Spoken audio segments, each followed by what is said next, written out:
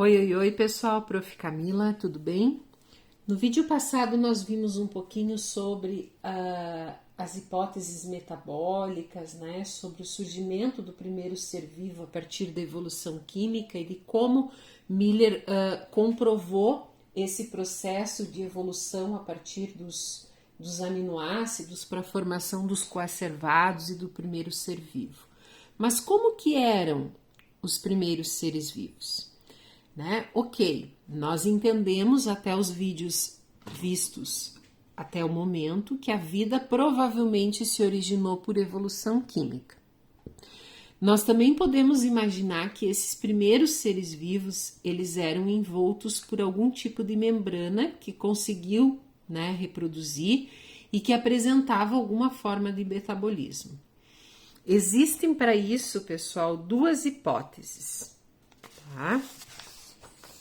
Que está na página 40 do livro didático de vocês, né?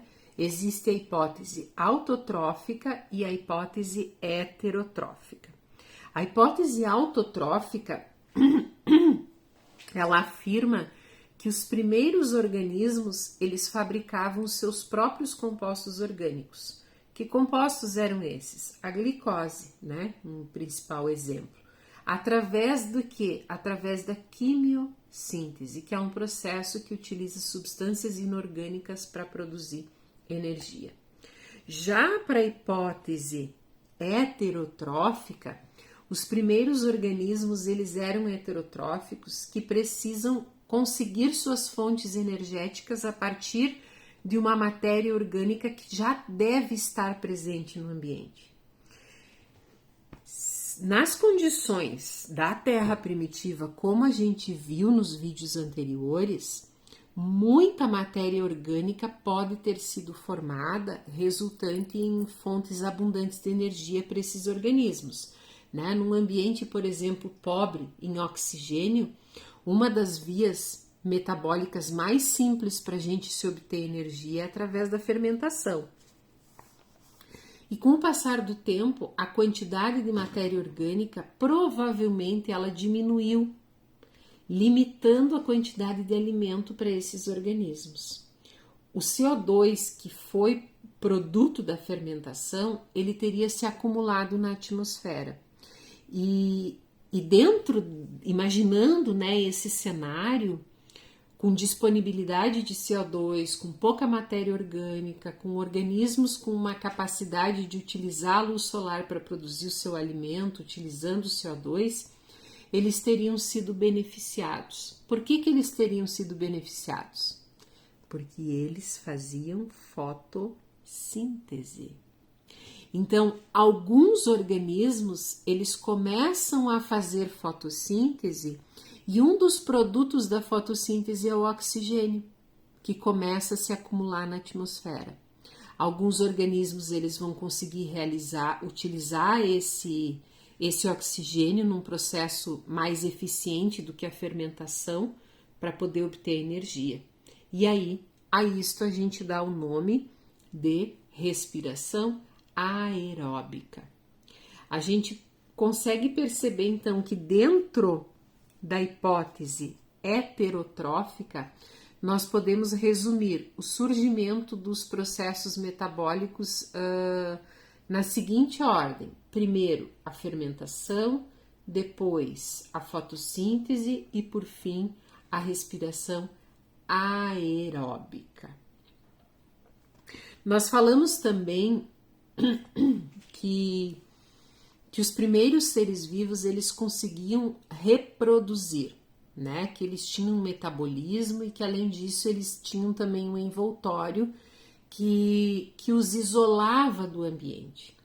E isso é muito parecido com o desenvolvimento do quê?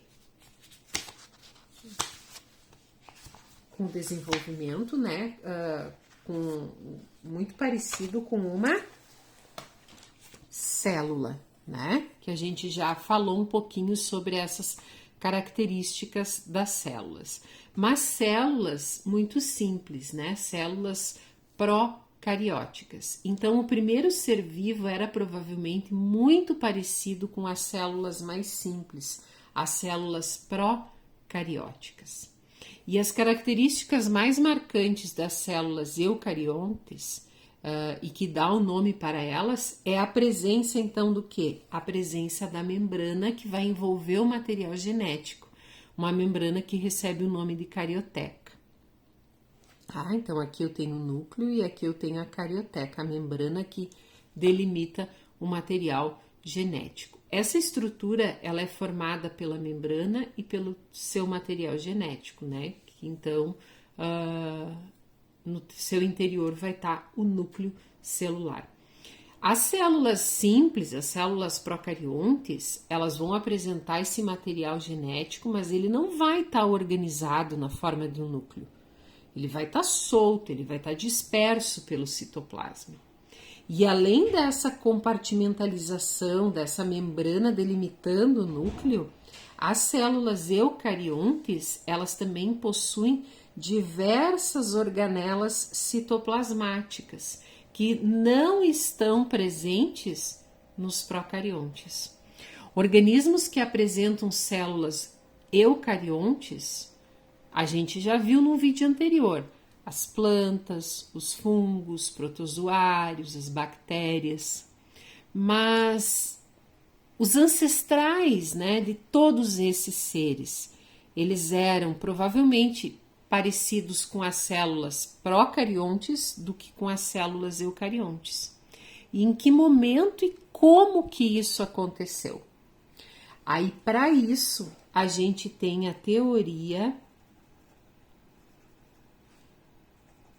da endossimbiose. Muitas das organelas membranosas das células eucarióticas, especialmente retículo endoplasmático e complexo de Golgi, eles vão ter origem, né? Essas organelas elas vão ter origem a partir de invaginações, ou seja, entradas da própria membrana plasmática. Só que existem duas organelas com uma origem bastante interessante, que são as mitocôndrias e os cloroplastos. Para explicar a origem dessas duas organelas, então foi proposta esta teoria aqui, a teoria endossimbiótica. E segundo essa teoria, as organelas teriam sido bactérias independentes, que foram capazes de respirar e de realizar a fotossíntese, né? Então, as mitocôndrias tiveram a capacidade de respirar e os cloroplastos foram capazes de realizar a fotossíntese. E depois podem ter sido, elas foram fagocitadas, então elas foram como se fossem engolidas, né, digeridas por um organismo fermentador maior. E dessa forma, então, é que surgiu a célula eucariótica animal, que apresenta mitocôndrias, e a vegetal, que vai apresentar mitocôndrias e cloroplastos. Essa é a teoria da endossimbiose, para poder explicar como houve a evolução de uma célula procarionte para uma célula eucarionte. Certinho, pessoal? Beijinho, beijoca, até o próximo.